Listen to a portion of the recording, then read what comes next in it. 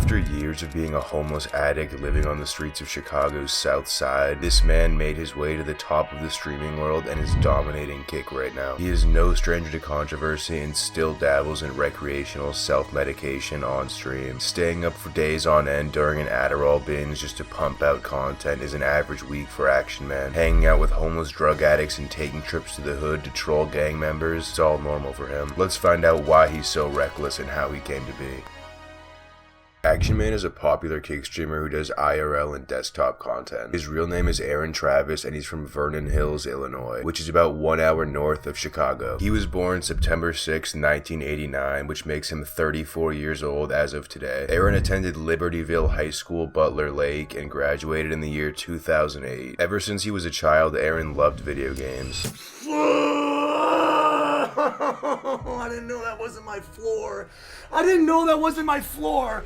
On the Brand Risk podcast, he even spoke about a time where one of his brother's friends beat him at the video game NFL Blitz, and in response to this loss, Aaron threw a tantrum and ruined his brother's birthday party. This tantrum went so far that Aaron actually smashed the gaming console they were using. Aaron was born into a two-parent household, but his parents eventually divorced. A lot of times when someone is a drug addict, it's a family trait, but for Aaron, it was the complete opposite. He has one brother and two sisters. Aaron is the only person in the family with addiction issues. Took an Adderall. Let me take another little one. What's an Adderall like?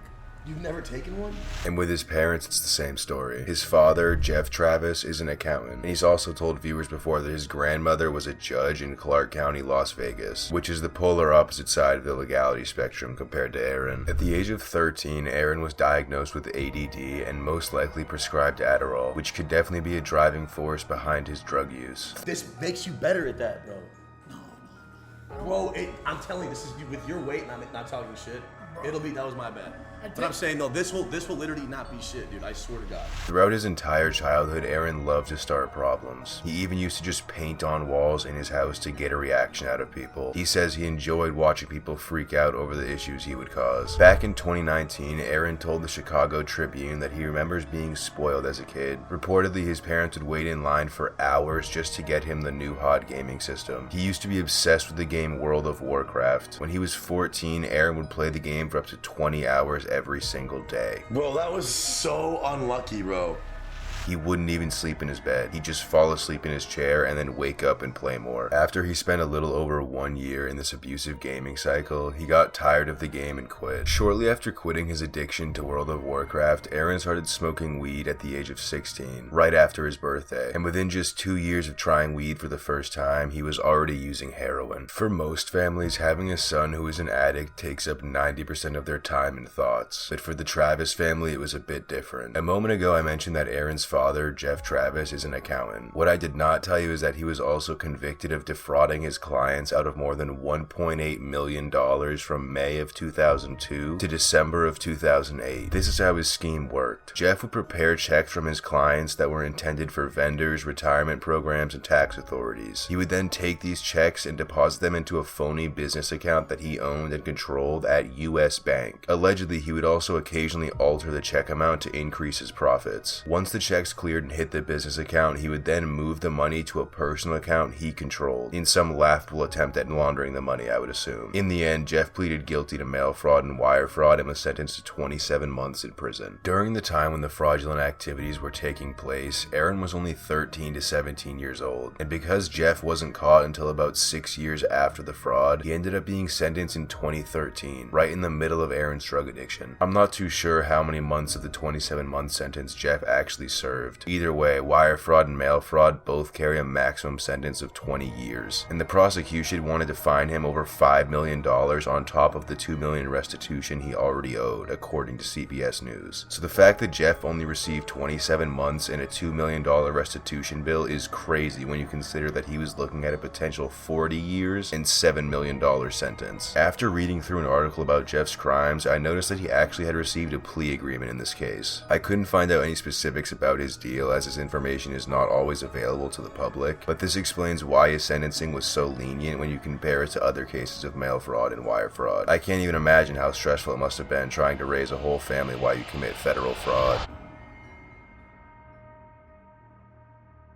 When Aaron was around 16 and a half years old. His mother had caught him smoking the devil's lettuce, and she told him that if he was honest, she would allow him to continue living with her. This was a lie, and she ended up sending Aaron to one of those wilderness programs where they take you in the middle of the night. He describes being sent to live on a mountain and not being allowed to talk at first. Surprisingly, once the 8-week program was finished, he said it actually helped him with his anger issues and behavioral problems, and he knew he needed to make a change. But the actual change would not happen for a while longer, because once he returned from this wilderness program is when he started using heroin and really hit his rock bottom. I would have killed my own mom for that shit. Okay, that's a little drastic. But That's not kill my is own it mom. drastic? Once Aaron returned back to Vernon Hills from his wilderness program, things really started to go off the rails. One day, a friend of his named Peter told Aaron that he would give him a few nugs of Zaza if he would drive him from the Libertyville train station to McHenry, Illinois, which is a 33-minute drive according to Google. When they were about 20 minutes into their journey, Aaron says he asked Peter if he could have the Zaza now since they were basically there. To Aaron's surprise, Peter said he was lying and did not have any nugs on him right now, but he did have some other stuff. Aaron asked Peter what he was talking about, and Peter told him that he had heroin in his pocket and would give him some if he wanted, but didn't want to offer it to him since it was such an addictive drug. Aaron showed some interest, so Peter poured out what he had onto a Cottonmouth King CD case they had sitting in the car. When you hear the word heroin, you probably think of a black, gooey substance, which is black tar heroin, but there are actually a few different kinds that come in all different colors. The big three of heroin consist of China white, black tar, and brown sugar. The bag that Peter had was China white, so it was a white powder that almost looks like cocaine. Because Aaron had done so many other drugs by this point in time, including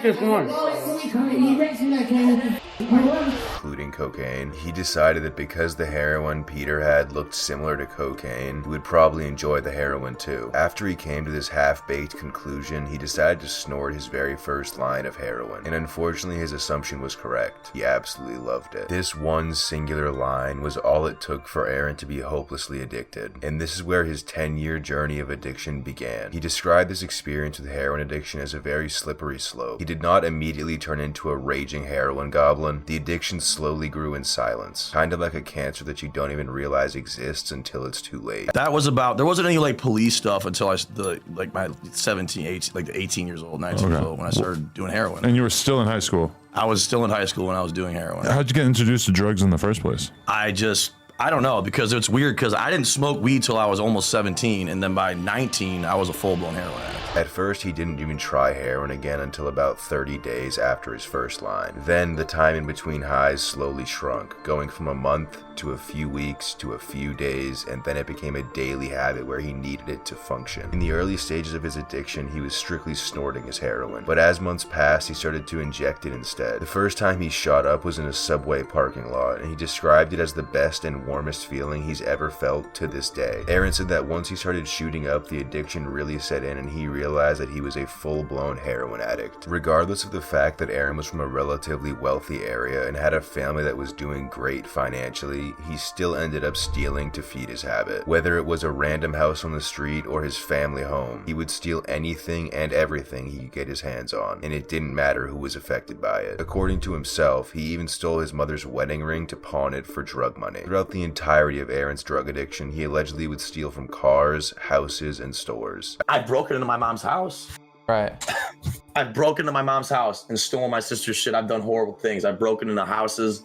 I've broken into police cars. So that you can afford it? So I could get $10 to go buy a bag of heroin, dude. I say allegedly because he's never been convicted on any theft charges. The only realistic reason that I could think of as to why Aaron was never charged with theft or robbery of some sort is because he's told podcasts before that his family was constantly getting him the best lawyers money could buy. So my assumption is he was able to get off on technicalities for any arrest relating to stuff that carried serious time. But just because he got away with the alleged theft that took place doesn't mean he skated through this addiction by any means. Overall, Aaron is a 4-time felon and has been to prison on several different occasions, each sentence ranging from a few months to a year. While I was looking into Aaron's past, I came across a lot of differing information when it came to his prison stints and when or how long he was actually in prison for. So some of the information about dates of arrest or sentencing and prison terms may be a little off, but I did my best to put together a timeline that makes sense. The first time Aaron was arrested on felony charges took place December 4th, 2009. What happened on this day is nowhere to be found online, other than when Aaron recounts his experience. What he says caused his arrest to happen was a friend of his at the time, who was also a drug user, overdosed in his garage. Aaron didn't want the person to die, so naturally he called the police to get help. When the police arrived, they searched the garage and found the man's heroin stash in his pack of cigarettes. At the time, there were certain laws in place that handed off ownership to Aaron because it was his garage. Thankfully, those laws have now been changed according to Aaron. Ultimately, Aaron only received probation for this incident and did not have to serve any jail time for it. The second time Aaron was arrested on felony charges was on November 26th of 2012 in the Bannockburn area of Illinois. This report says Aaron was with two other people when their vehicle was stopped by Bannockburn PD for running a stop sign after they allegedly shoplifted some items from their local Walgreens. Upon stopping the vehicle, the police must have searched the car and found heroin because he was arrested for heroin possession. He was also charged with misdemeanor theft, but that does not count as a felony on his record. The heroin possession, however, was a class 4 felony, which in the state of Illinois meant that Aaron would receive a sentence between 1 to 3 years in prison. On top of these new charges, he was still on probation for the possession charge he caught back in 2009. The two other people he was with were both above the age of 45. One was 48 and the other was 54. Aaron was only 23 at the time, so the crowd he chose to hang around with was definitely not normal for his age. The most probable reason for him being with these two older guys has to be their shared love for heroin. The third time that Aaron was arrested and charged happened on May 21st, 2014,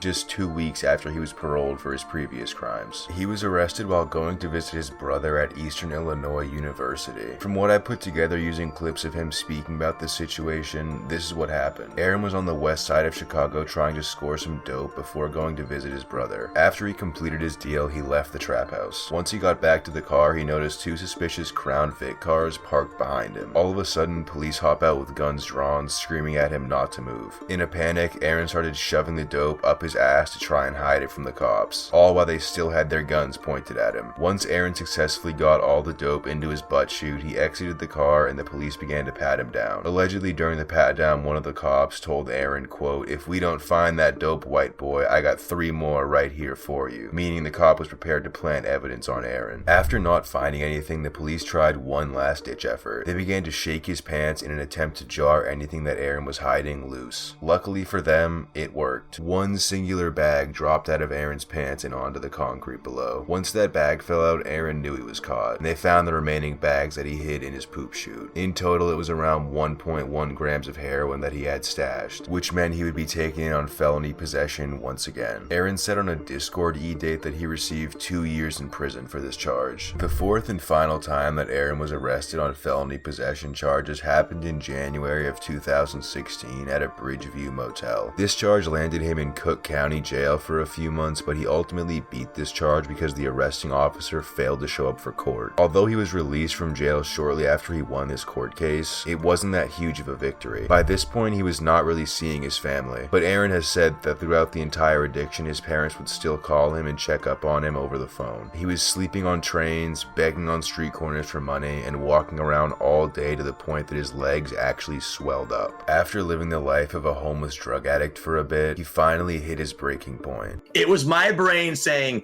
I'm ready for a change. Now, what was that change brought on? Was it me just doing dope for 10 years and saying, all right, man, I think you win. I think I'm done now. Hey, it was a good run. I think I'm done here. Or was it just like the universe, God, whatever you want to call it, saying, here you go. Here's a miracle. Aaron stopped in at a local library and called his mother. He told her that he was ready to stop this badness and would go to rehab if she would come pick him up right now. The very next morning, she picked Aaron up and brought him to his grandmother's house, where he would stay until rehab began. While he was organizing the few belongings he had left, Aaron found a little baggie of dope that the cops didn't find when searching his bags. Like any addict would, Aaron decided to use this baggie before heading off to rehab. But unlike other addicts, he decided that this would be the final time he used heroin. After he used the rest of his stash, Aaron sat down and looked at the needle. He gave it a kiss and said his goodbye. This turning point and come to God moment that Aaron had is crucial for anyone trying to break any addiction. You have to truly want to stop, or you will never quit. It doesn't matter how much money you throw at it. And trust me, his parents threw a lot of money at this problem.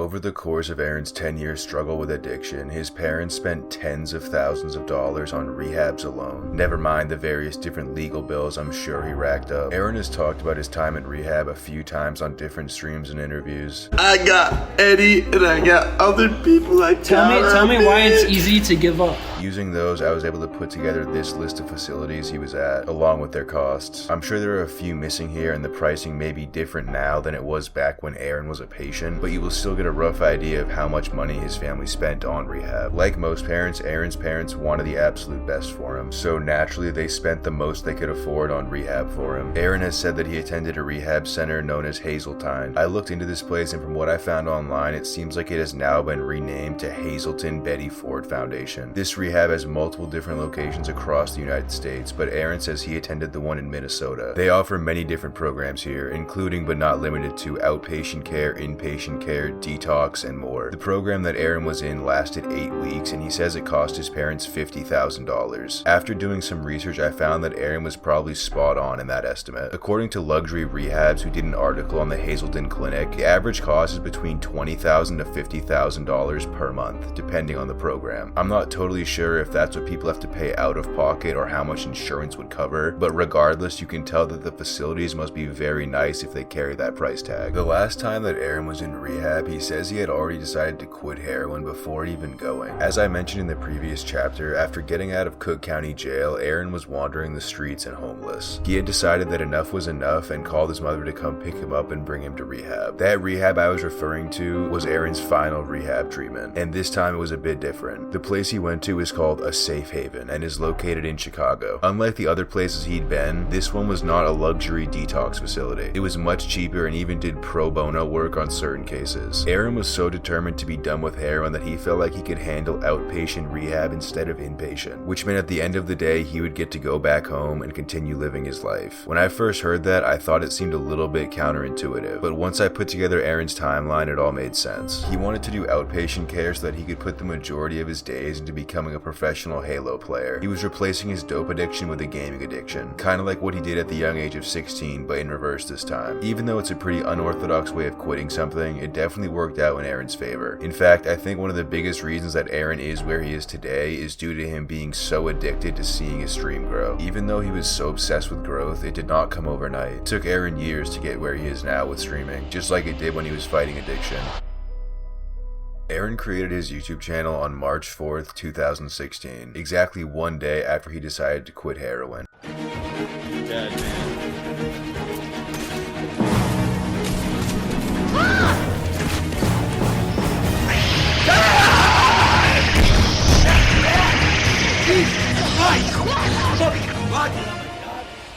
He created his Twitch channel on May 17th, 2016, but he would not start consistently streaming on Twitch until the year 2017, and he would not start posting on YouTube until June 27th of 2017. In his first year of streaming consistently, Aaron would average 42 viewers, with a peak viewer count of 376. He also gained over 12,000 followers that year. Although we know Action Man today for his personality, back in 2018 he was still trying to become a professional Halo player, not just a content creator. I'm the man and I fucking know it.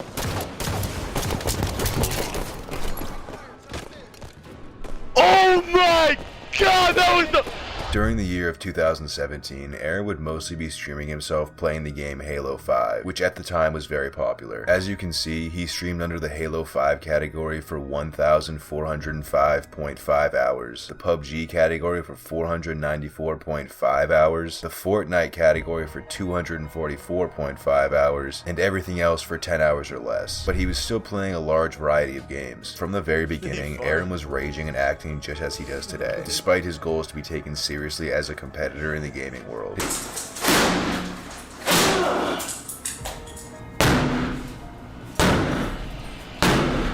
His first ever YouTube video is literally an 18-second clip of him screaming after a grenade mishap on PUBG.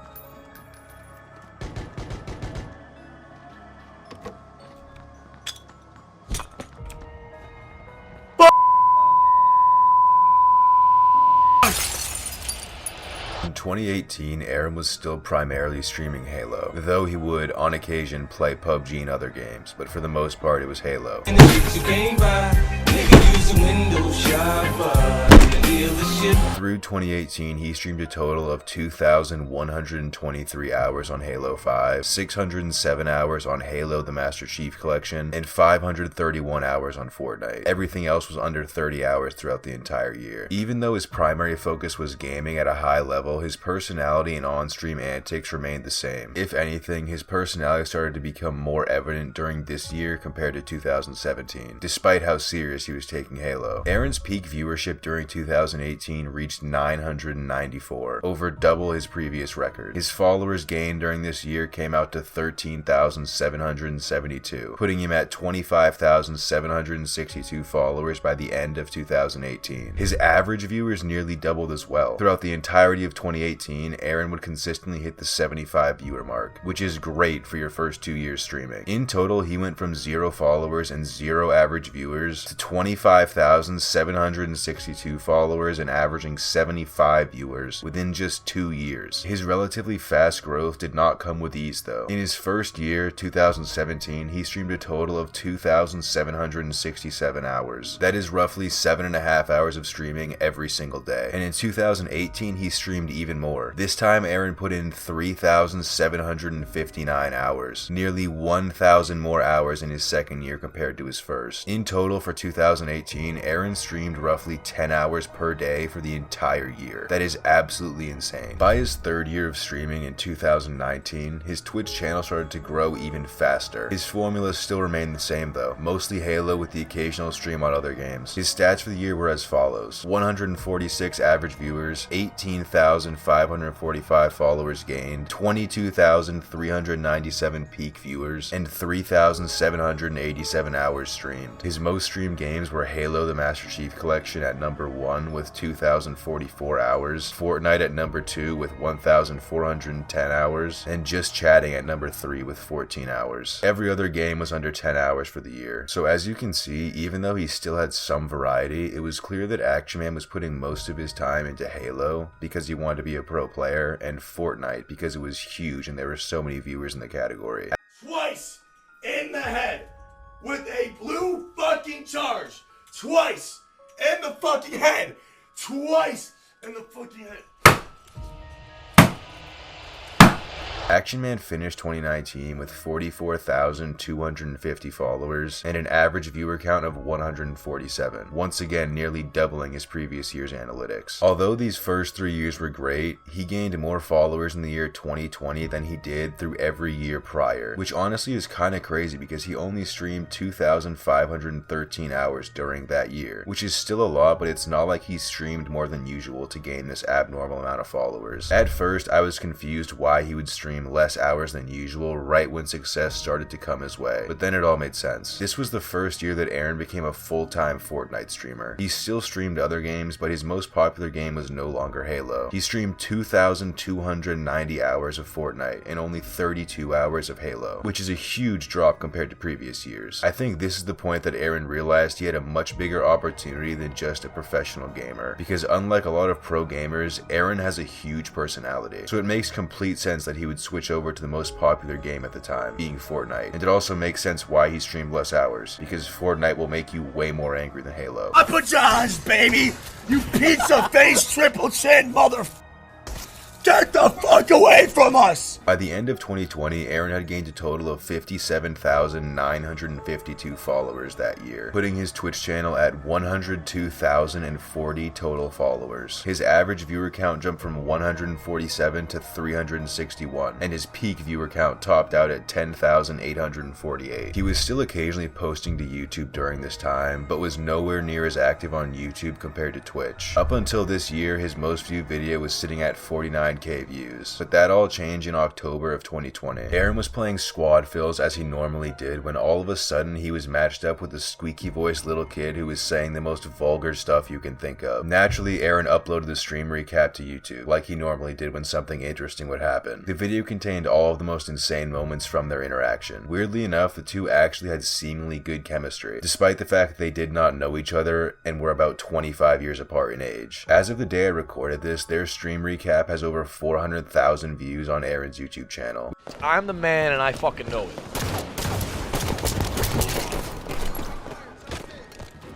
Oh god, that was the... How? Oh! Which makes that random duo game one of his most popular videos of all time. Considering his growth on both YouTube and Twitch this year, all in all, 2020 was a huge year for Aaron and the Action Man brand, but it's nothing compared to what came next. Despite the fact that Aaron had found success pretty early on, the success he did have could never have prepared him for what the year 2021 had in store for him. This year was huge for a few different reasons. 1. His analytics absolutely skyrocketed. 2. He had his first regularly occurring character introduced to the stream. And 3. He started going viral on other social media platforms. The primary force behind this explosive growth in Aaron's analytics during 2021 was the new character he introduced, a kid named Kevin. They had originally met in a random squad fills game on Fortnite back in October of 2020. Bro, I'm packing that 8-inch right now, baby. No, you're not, Kevin. You're just mad that you ain't packing shit. What the fuck did you just say to me, son?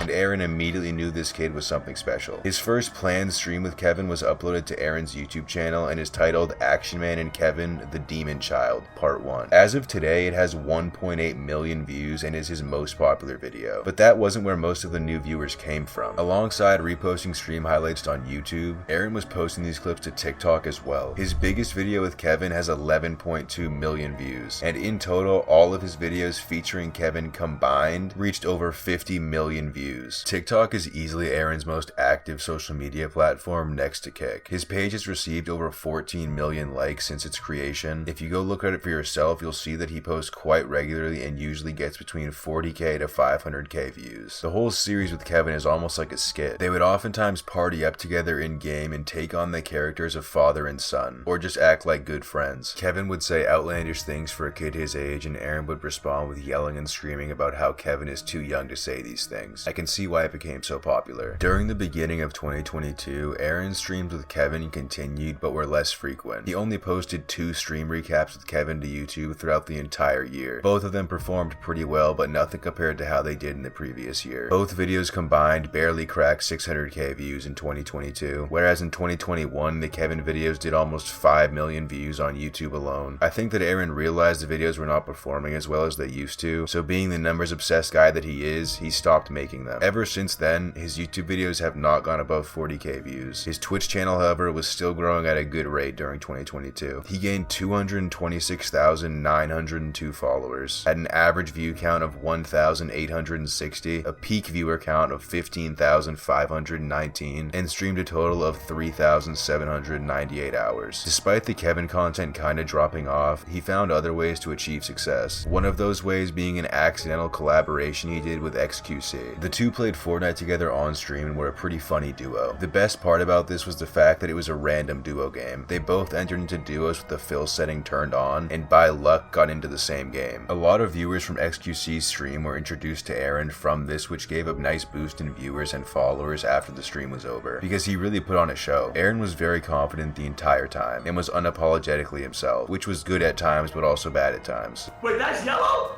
That's that yellow? Oh man, you're bugging, bro. The one that. Oh, they're saying. I'm sorry. I know, my bad. Sometimes they have yellow fruits, man. So you can't eat them. Why not? Either way, the impression he made definitely reached his target audience. He also did a collab with Clicks, who, if you don't know, is a very popular Fortnite streamer. Hello. What up, man? What's up? What's up? How you living, dog? Is this the right one? Is this like, dude? Is this the right? Is this you, bro? What do you mean? It's you. Okay. Dude, no, I've had people. The video with Clicks did not get as much attention, and overall, I didn't find it as entertaining as the XQC video, which really says something because the XQC video was completely random. When Aaron played with Clicks, they had partied up beforehand and planned the event. Regardless of my opinion, both Clicks and Aaron were live, so Aaron was able to gain some more viewers from that collab as well. His most viewed crossover stream of the year was an E-date that he actually ended up winning, hosted by the Kick streamer Aiden Ross. There was a house that was burning on fire, and there was a old lady and a couple of her dogs. I grabbed the dogs, and when I went to grab the grandma, I picked her up over my shoulder, and one of the embers landed on top of my arm right here and started burning me. But I placed her on the ground, And then I called 911, and luckily everybody and everything was okay, but I did catch a little bit of a wound right there. Holy shit, you're a hero, bro. This stream had a minimum of 30,000 live viewers the entire time, and Aaron gained a lot of exposure from it. His strategy for this date seemed to be making as many jokes as possible, coming off as a hard felon, and saying yes to everything she asked. Like usual, his most popular game was Fortnite, but this was also the year that Aaron introduced some new styles of content into his streams. Around the middle of 2022, Aaron received a stake deal where he would get paid to do 1-hour gambling streams almost every day throughout the year. He spent 300 hours on the dot in the slots category, so he was only 65 hours shy of the 1 per day mark when it came to gambling streams in 2022. Unlike Bossman Jack, Action Man is not a degenerate gambler, and he has never had a massive win on stream or a huge loss on stream. The most I've seen Aaron win gambling is around $20,000, and it actually happened on May 7th of this year. He may have won more before, but I have not seen it and can't find any clips of it online. He would also start doing these gambling streams with OnlyFans girls and promoting their OnlyFans to his viewers. I wasn't referring to you, you know what I'm saying? I just meant like LA in totality is what I meant by that. Yeah.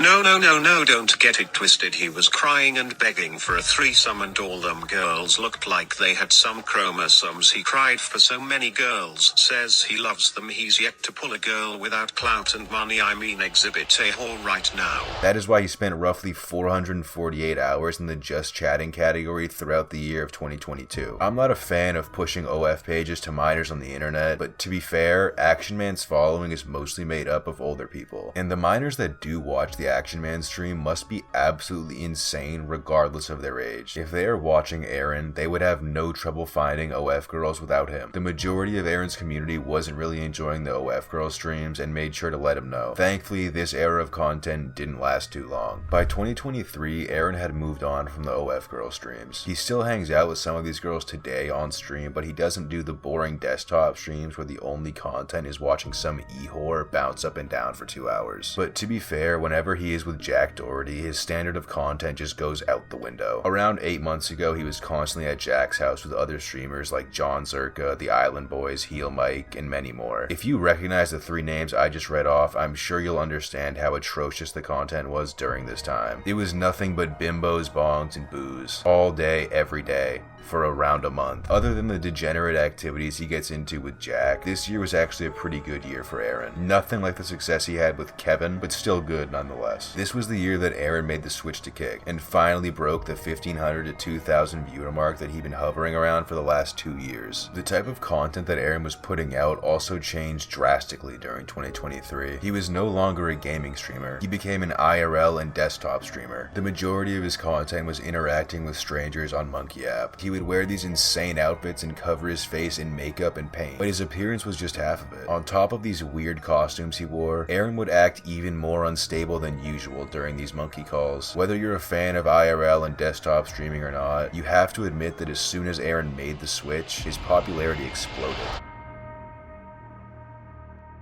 Despite his recent popularity, Aaron has been through his fair share of controversies. The worst of them happened back in October of 2021. This is easily the most disgusting accusation that I've seen Aaron face, but it also lacks some critical pieces of evidence, which I wanted to make very clear before I even bring it up. The incident I'm referring to was first made public under the Twitter account @ActionMan, and honestly it didn't get much attention on the platform. The post itself is a 2-minute video that had the goal of exposing Aaron for talking to an underage girl, but after receiving less than 200 likes in the last 3 years, the accusation quickly died out. The video consists of a girl who sounds like she's from the UK talking about her interaction with Aaron, and a few screenshots that show Aaron's alleged Snapchat account talking to this girl, who claims she's 15 years old. The video starts off with a girl recounting her experience. The first thing I notice is that it sounds like the clip started in the middle of her sentence, which is weird. Then she says that Aaron asked for her Snapchat and added her shortly after. I had to blur some of the words in the message, but basically he was saying that he really liked a picture she sent him. There are no screenshots that show any of the messages she sent to him, so the messages Aaron sent could be taken wildly out of context or just plain fake. The dude built his entire brand around trolling. If that is his Snapchat account, how are we supposed to know why he's saying the things he said without any proof of context? After looking at the message, the person in the recording clicks on his Bitmoji to bring up the account username. Sure enough, it matches with Aaron's Aaron's Snapchat account, judging by this screen recording that shows Aaron putting his Snapchat username in his Discord server. On top of the message in Discord, I found this screenshot that shows Aaron's Stream Elements dashboard. In his list of commands, you can see the quote snap command has Action Man as the listed response, which matches up with the account in the Twitter video. The rest of the clip just shows more weird messages, but again lacks any sort of context. There is no trace of this girl sending Aaron any pictures or messages beforehand. These messages Aaron allegedly sent were very weird, don't get me wrong, but because there is really no solid proof of any wrongdoing from Aaron during this interaction, it's hard to hold this against him. Also, the girl never came forward and never provided any more evidence despite saying she would. The only reason I even brought it up was because he did receive a bit of backlash on Twitter when the exposing account first popped up. Thankfully, it didn't get much worse than this. Around April 9th of 2023, Aaron was seen on the Monkey app doing his normal content. He was dressed in a mayonnaise bottle costume and smoking copious amounts of weed. After getting skipped by random people for a bit, he got on a call with a girl who looked to be in her teens. Sitting next to the girl was her younger sibling, who looked to be no older than 6 years old. After some talking, Aaron and the teenage girl began to smoke their bongs together, when all of a sudden, Aaron suggested something absolutely insane. He told the teen to blow some of the smoke into her younger sister's face, and surprisingly the girl actually did it. There is really no way to defend this. I'm assuming Aaron was expecting the girl to laugh and say no, but either way, he should not have said that. Somehow he didn't even get banned for this, and faced basically no backlash online. I only see one news outlet that even covered the incident, but the blame can't totally be put on Aaron here. That older girl definitely shouldn't be allowed to watch her sister anymore. That might even be considered child abuse. In May of 2023, just 1 month after the incident with the 2 young girls on Monkey app occurred, Aaron was involved in a road rage incident and decided to post the clip to his Instagram account.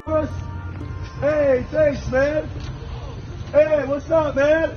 Hey, this guy was shit talking me in traffic. You know who I am? Bro. You want to apologize to my friend? No. You want to? Okay. No. I'm going to ruin your life. We didn't get into But an you accident. know who I am? You gave your fucking shitty ass mouth to him. Stay in your doesn't fucking matter. lane. It does matter. That doesn't matter. You don't get to talk to him like that. The clip starts off with Aaron walking down the side of the road towards a person pulling up to them in a blue Jeep. Aaron began screaming, quote, "Do you know who I am?" at the guy driving the blue Jeep. He screamed at this Jeep driver because apparently a few minutes before the clip was filmed, when they were still driving, the guy in the blue Jeep started insulting one of Aaron's friends because he got too close to him in traffic. After some heated arguing between the two, Aaron pounded on the guy's car a few times and eventually ended up taking his hat while quoting Jake Paul. The video finished with Aaron telling the guy to drive off and the guy in the Jeep saying, quote, "I'm just trying to go to the store." When the video first went public, people were very divided on who was in the wrong. In my opinion, they both were in the wrong here. The guy in the blue Jeep shouldn't have even pulled over to them. To me, that seems like he's looking for trouble at that point. And Aaron definitely should not have handled it the way he did either. He came off very arrogant and taking his hat was pretty childish. In response to the backlash, Aaron tweeted this. For full context, he verbally threatened physical harm to me and everyone in the car. So I don't know how some of you were raised, but it looks like some of you just aren't men. When you're tried and threatened, it's different. TBH, this was a very small reaction. Some of you guys are just used to getting shit all over your whole lives. You are allowed to defend yourself and speak up. If what Aaron is saying is true, then I think this level of anger was a little bit more understandable. But him saying, "Do you know who I am?" and "got your hat" is just cringe, regardless of what the Jeep guy said. The tweet ended up getting over 1.5 million views, and although there was some backlash, there were also people that applauded the way he handled it, which means this little controversy probably works out in his favor. The same can't be said for this next incident though. Roughly 2 months later, on October 4th of 2023, Aaron was arrested on felony drug and weapons charges. Hearing that Action Man was in trouble with the police was nothing new when the news first broke, but once the actual charges were released, the internet went crazy. According to this police report, Aaron was arrested while in possession of tramadol, cocaine, a firearm, and hash. He was charged with felony possession of a firearm, unlawful use of a communications device, possession with intent, and 2 counts of possession of a controlled substance. If you don't know, tramadol is an opioid, and hash is just THC oil, better known as dabs. In the notes of his charges, you can see that under the hash charge, it was classified as possession with intent to distribute. I doubt Aaron was actually selling any of the THC oil he had with him, it was more than likely deemed as possession with intent just because he had way more than was legally classified as personal use. What stands out to me the most in this list of substances is the fact that he had tramadol and coke. You can't get tramadol over the counter. You need a prescription for that, and it is mainly prescribed for pain moderation to people recovering from serious injuries or operations. I don't believe that Aaron had undergone any sort of injury or operation that would warrant a prescription for this drug, but it's possible that he did obtain a prescription legally. Doubtful, but still possible. Other than the legality side of it all, tramadol and coke are both very addictive substances, so the fact that an ex-junkie is using drugs like this after beating a 10-year addiction is very dangerous to his sobriety. My opinion on that doesn't really matter though. Aaron is a grown man, and I'm not trying to tell anyone how to live their life. It just would be a sad sight to watch him become a junkie again, but this time on live stream. When you take into account all the potential charges that were listed, Aaron was facing a total of up to 30 years in prison, with a minimum mandatory sentence of 3 years, if convicted on the felony possession of a firearm charge. Luckily for Aaron, he was able to bond out on a $27,500 bail and has not been back since. About 1 month after Aaron's arrest, on November 14th of 2023, Aaron took to Instagram and told his followers that all the charges had been dropped, and the case didn't even get past the arraignment phase. What I'm assuming happened here is as follows. I know you guys are all waiting for the announcement. As we gather around as the stream just started. Charges dropped, motherfucker! I'm not going anywhere!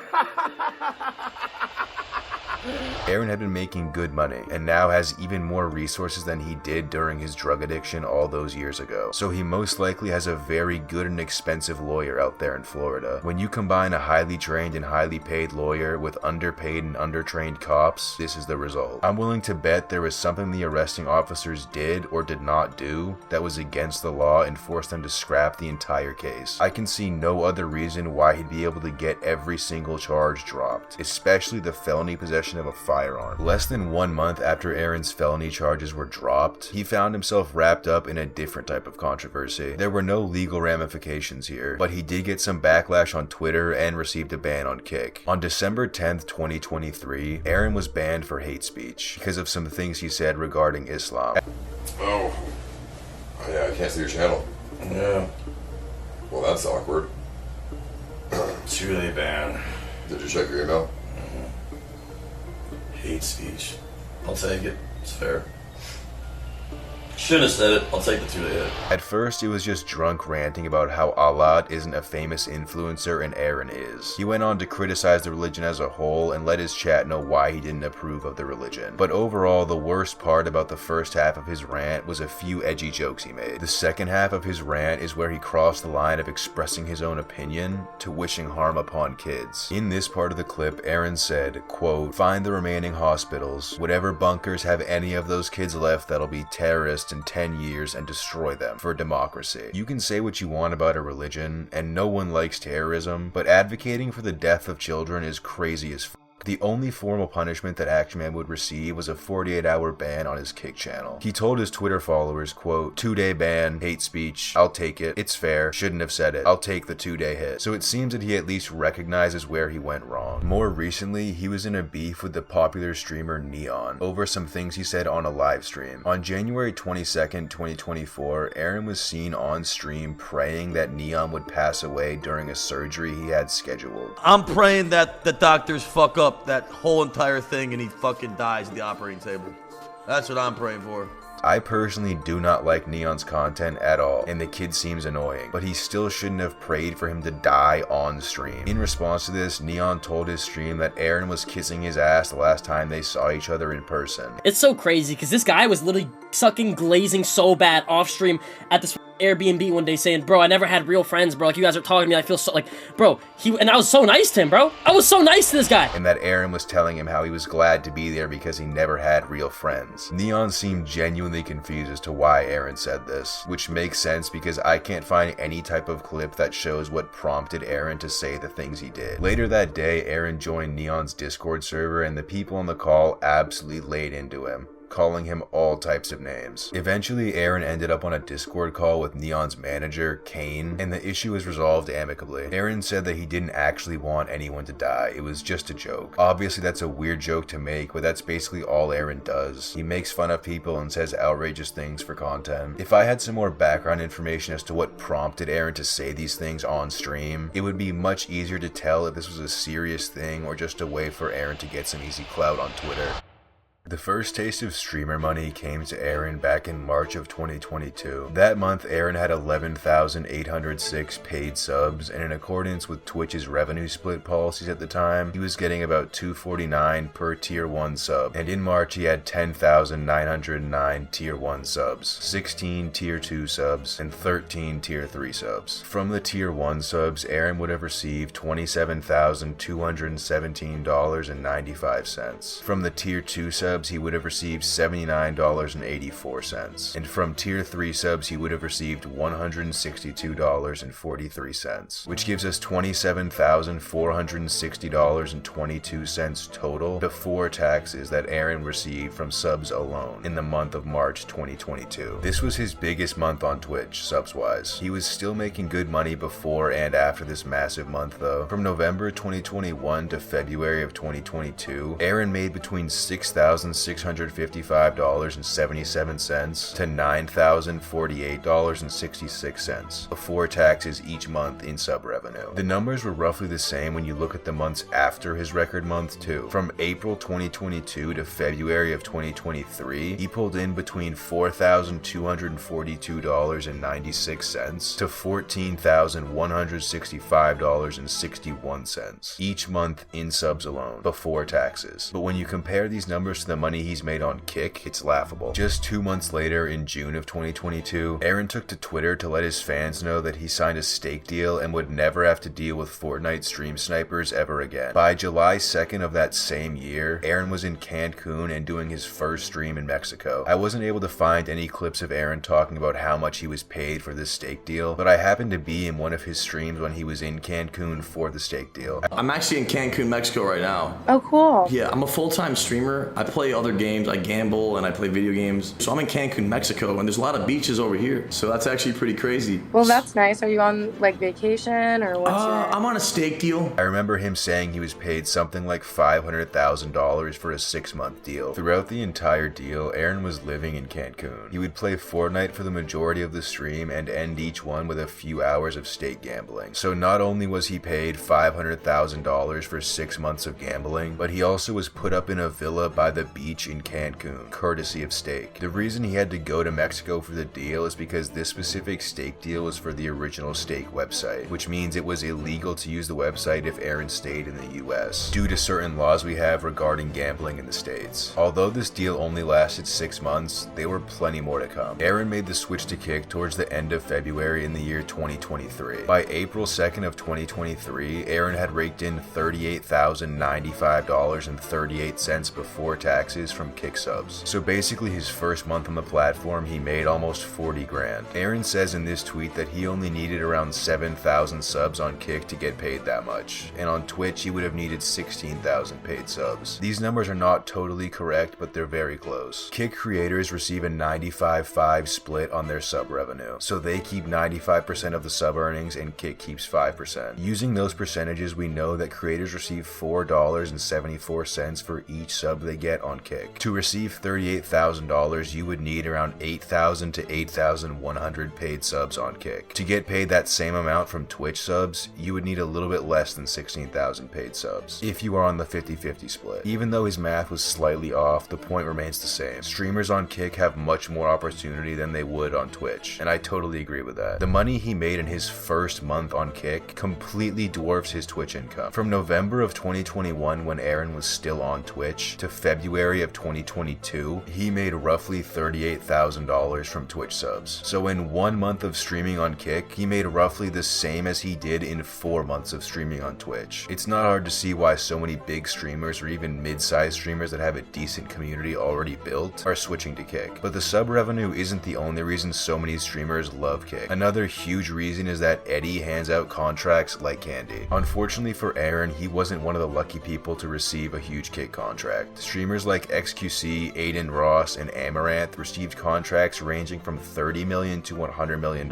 just to stream on Kick. Despite not getting a multi-million-dollar contract, Aaron still makes really good money through the Kick Creator Incentive Program, where he gets paid hourly for his streams. We don't have solid proof that Aaron is even a part of the Kick Creator Program, but judging by the requirements necessary to enter the program, and the fact that a lot of his close friends are in the program, I don't see any reason that Aaron would not be in the program too. One of his newfound friends, named Nick White, is in the Kick Creator Program himself, and in the month of April of this year, he made $9,056.23 from 48 streams. Nick White only has 19k followers, whereas Aaron has over 130k followers, so it's almost impossible for Aaron to not be eligible for the Kick Creator Program. If Nick White is able to make $9,000 in 1 month from an audience of his size, Aaron must be making at least $10,000 per month from the Kick Creator Program, if he's a part of it. Even if Aaron was somehow not a part of the Kick Creator Program, he's got plenty of money coming in from other directions. As of today, Aaron still has a stake deal, but it's not quite the same as his previous deal that took him out to Cancun. This time around, Aaron is using the US version of stake, so he doesn't have to live in some exotic place just to gamble. I highly doubt that they are paying him anywhere near the same amount they did for this 6-month trip to Mexico, but the actual numbers of the deal haven't been disclosed to the public, so it's possible, I guess, just very unlikely. He usually does between 4 to 7 gambling streams every week. Sometimes he'll do a 1-hour stream of nothing but gambling, other times he will just throw in an hour towards the end of a regular IRL stream. But compared to the Cancun era of Action Man, there's far less gambling now, which also plays a part in why I think he's probably being paid much less on this new deal. Regardless, since joining Kick about 1 year and 2 months ago, his top 10 lifetime sub-gifters alone have given him over $60,000. Keep in mind, that's not counting anyone who's gifted less than 683 subs in total, TTS donations, Kick Creator Program money, or his stake deal. Honestly, I'm glad that Stake has started paying him less. I think because of it, Aaron's had to find other sources of motivation to stream, and I think it's made him have to step up his game content-wise, even though he still has some really boring streams that make me want to spam Z's for hours on end. Ever since returning from his Cancun gambling streams, it's been nothing but up for him and the stream. The perfect example of this new version of content from Aaron will be his upcoming Action Tour. He's planning on doing an RV trip with some of the regular characters from his stream, and going around the US to different hoods and gang-infested areas, filming IRL content and interacting with fans in the area. This idea is either going to be his best one yet or absolutely bomb, and his viewers will never stop talking about how bad it was. Personally, I'm not sure what I think of it yet. The RV concept is kind of played out, but Aaron is pretty good at stirring things up, and he is going to the hood, so it could get very hectic very fast. I've been watching Aaron for quite a while now, I think just about 2 years. I first found him when he was still hovering around 1,500 to 2,000 viewers and streaming Fortnite on Twitch. Ultimately, I enjoy the content he puts out, and I think he's a funny guy. I also have a lot of respect for the fact that he was able to overcome such an abusive addiction. I do think there's a possibility he may become an addict again. I highly doubt he would become addicted to heroin for a second time though, just because he knows how absolutely awful and pointless it is, but I think he could become an alcoholic very easily. A lot of his content is focused on drinking and doing drugs, so combined with his addictive personality, it could end very poorly. As far as the controversial side of Aaron, I chalk a lot of it up to his style of content and the brand he has built for himself. He has seen most of his growth through controversial behavior and speech, which is why he acts the way he does. As time goes on and his stream continues to grow, more people will interact with him in person and have stories about the experience. If he truly is a piece of garbage, that fact will come out over time. Anyways, I hope you guys enjoyed the video. I love you. Have a good one. Peace.